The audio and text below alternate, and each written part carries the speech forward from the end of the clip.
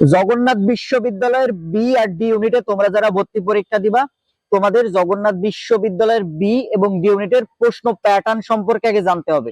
তোমাদের যদি জগন্নাথ বিশ্ববিদ্যালয়ের বি আর ডি ইউনিটের প্রশ্ন ব্যাংক না থাকে, সেই ক্ষেত্রে তুমি আমাকে বলতে পারো, আমি তোমাকে জগন্নাথ বিশ্ববিদ্যালয়ের বি আর ডি ইউনিটের বিগত 5-7 বছরের প্রশ্নের পিডিএফ তোমাকে দিয়ে দিব। সেইখান থেকে তুমি দেখতে পারো জগন্নাথ বিশ্ববিদ্যালয় আসলে কোন জায়গা থেকে প্রশ্ন করে, জগন্নাথ বিশ্ববিদ্যালয় আসলে কোন প্রশ্ন প্যাটার্ন ফলো করে। আমি এটা তোমাদের কেন দেখতে বলছি, কারণ জগন্নাথ বিশ্ববিদ্যালয় বেশ কয়েকবার তাদের প্রশ্ন প্যাটার্ন চেঞ্জ করেছে। যেমন জগন্নাথ বিশ্ববিদ্যালয় 2005 সালে প্রতিষ্ঠিত, এখনো পর্যন্ত তারা 20 বার তারা ভর্তি পরীক্ষা নিয়েছে। এই ক্ষেত্রে তারা বেশ কয়েকবার তাদের প্রশ্ন প্যাটার্ন চেঞ্জ করেছে। যখন তারা আগে ভর্তি পরীক্ষা নিত, যেমন 2010-11 সালের দিকে, মানে যখন ভর্তি পরীক্ষা নিত, তখন তারা একটা প্রশ্ন প্যাটার্নে ভর্তি পরীক্ষার প্রশ্ন করত। তারপরে তোমার হচ্ছে যখন 17-18 সালের দিকে তারা রিটেন চালু করে জগন্নাথ বিশ্ববিদ্যালয়ে, তখন আরেকটা প্রশ্ন প্যাটার্ন হয়ে গেল। তারপরে জগন্নাথ বিশ্ববিদ্যালয় সম্ভবত 3 বছর গুচ্ছতে ছিল, তখন জগন্নাথ বিশ্ববিদ্যালয়ের গুচ্ছের প্রশ্ন প্যাটার্নে পরীক্ষা নিত। তখন গুচ্ছভুক্ত যে বিশ্ববিদ্যালয়গুলো ছিল, একটা প্রশ্ন প্যাটার্নে পরীক্ষা হইতো।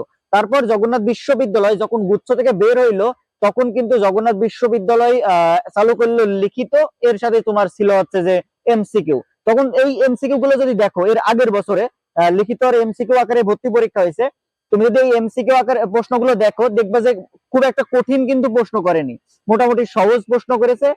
খুবই মানে একেবারে যে কঠিন ওই লেভেলের কঠিন প্রশ্ন তারা করেনি। এরপরে তোমার জগন্নাথ বিশ্ববিদ্যালয় তোমার হচ্ছে যে এইবার তোমার জগন্নাথ বিশ্ববিদ্যালয় লিখিত তুলে দিল, এবারে তোমার দিল হচ্ছে এমসিকিউ। তো এইবার এমসিকিউ আসলে কোন জায়গা থেকে প্রশ্ন আসবে, এমসিকিউ তে যে ভর্তি পরীক্ষা হবে তোমাদের, এক্সাক্ট এমসিকিউ কোন জায়গা থেকে তোমার জগন্নাথ বিশ্ববিদ্যালয় প্রশ্ন করে, সেই প্রশ্ন তোমার প্রশ্ন প্যাটার্ন তোমার জানতে হবে। এখন তুমি আমাকে বলতে পারো যে ভাইয়া, জগন্নাথ বিশ্ববিদ্যালয়ের প্রশ্ন আসলে কেমন হয়, সহজ হয় নাকি কঠিন হয়? আমি তোমাকে বলবো, জগন্নাথ বিশ্ববিদ্যালয় ভর্তি পরীক্ষার প্রশ্ন যে সেই রকম যে কঠিন হবে এমন না, আবার খুব যে সহজও হবে এমন না। জগন্নাথ বিশ্ববিদ্যালয়ে ভর্তি পরীক্ষার প্রশ্ন মোটামুটি একটা স্ট্যান্ডার্ড মানের একটা প্রশ্ন হয়। মানে একটু ভালোভাবে যারা প্রিপারেশন নাই, তারা সবাই জগন্নাথ বিশ্ববিদ্যালয়ে ভালো করতে পারে, মানে একটু ভালোভাবে প্রিপারেশন নিতে হবে। এখন তোমার যদি জগন্নাথ বিশ্ববিদ্যালয়ের জন্য প্রস্তুতি খারাপ থাকে, তোমার হাতে যে কয়েকটা দিন সময় আছে, তুমি প্রশ্ন ব্যাংক নিয়ে দেখবা এক্সাক্ট জগন্নাথ বিশ্ববিদ্যালয় কোন জায়গা থেকে প্রশ্ন করে।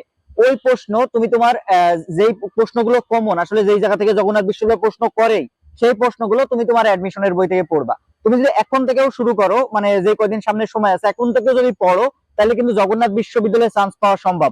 তোমার হাতে যে কয়দিন সময় আছে, বি ইউনিটের জন্য তোমার হাতে অনেক সময় আছে, ডি ইউনিটের জন্য একটু কম সময় আছে, কিন্তু এখন থেকেও যদি প্রিপারেশন শুরু করো ভালোভাবে, জগন্নাথ বিশ্ববিদ্যালয়ের প্রশ্ন প্যাটার্ন বুঝে তুমি যদি প্রিপারেশন শুরু করো, সেই ক্ষেত্রে জগন্নাথ বিশ্ববিদ্যালয়ে চান্স পাওয়া সম্ভব। তোমার ক্ষেত্রে তুমি জগন্নাথ বিশ্ববিদ্যালয়ে চান্স পাবে। এখন আমি তো তোমাকে সাজেশন দিবই, আমি তো তোমাকে কালকে সাজেশন দিব যে জগন্নাথ বিশ্ববিদ্যালয়ে কোন কোন জায়গা থেকে এক্সাক্ট প্রশ্ন করেই। আমি তো তোমাকে সাজেশন দিবই, এবং তোমার একটু দেখতে হবে প্রশ্ন ব্যাংক, একটু প্রশ্ন প্যাটার্ন সম্পর্কে দেখতে হবে, একটু জানতে হবে যে আসলে জগন্নাথ বিশ্ববিদ্যালয় কোন জায়গা থেকে প্রশ্ন করে। তুমি একটু নিজের মতো করে দেখবা, একটু দেখার চেষ্টা করবা জগন্নাথ বিশ্ববিদ্যালয়ের প্রশ্ন প্যাটার্নটা আসলে কেমন হয়। আমি তোমাকে সাজেশন দিয়ে দিব, তুমি দেখবা। আর আজকে তোমার একটা রাজশাহী ইউনিভার্সিটির জন্য একটা সুপার সাজেশন দিব। তোমার লাইফে তোমার জন্য একটা বেস্ট সাজেশন হবে রাজশাহী ইউনিভার্সিটির জন্য। তো আমি আজকে রাজশাহী ইউনিভার্সিটির সাজেশনটা দিব, কালকে জগন্নাথ ইউনিভার্সিটির সাজেশনটা দিয়ে দিব তোমাদের। তোমাদের যদি প্রশ্ন ব্যাংক না থাকে, তুমি আমাকে বলতে পারো, আমি বিগত 5-7 বছরের প্রশ্নের পিডিএফ, বিআরডি ইউনিটের প্রশ্নের পিডিএফ তোমাকে দিয়ে দিব। তো ভাইয়া, দেখা হবে পরবর্তী ভিডিওতে, ততক্ষণ সবাই ভালো থাকো, আসসালামু আলাইকুম। আরেকটা বিষয়, তুমি প্রশ্নের পিডিএফ এর জন্য আমাকে মেসেজ দিবা, আমাদের যে ফেসবুক পেজ আছে সেখানে মেসেজ দিবা, বা আমি ইউটিউব চ্যানেলে আমার ফেসবুক পেজের লিংক দিয়ে দিব, সেখানে মেসেজ দিলেই আমি তোমাকে পিডিএফটা দিয়ে দিব। তো ভিডিওটা সবাই শেয়ার করে দিও তোমার বন্ধু বান্ধবের মাঝে, যাতে সবাই পিডিএফটা পেতে পারে। তো ভাইয়া, দেখা হবে পরবর্তী ভিডিওতে, ততক্ষণ সবাই ভালো থাকো, আসসালামু আলাইকুম।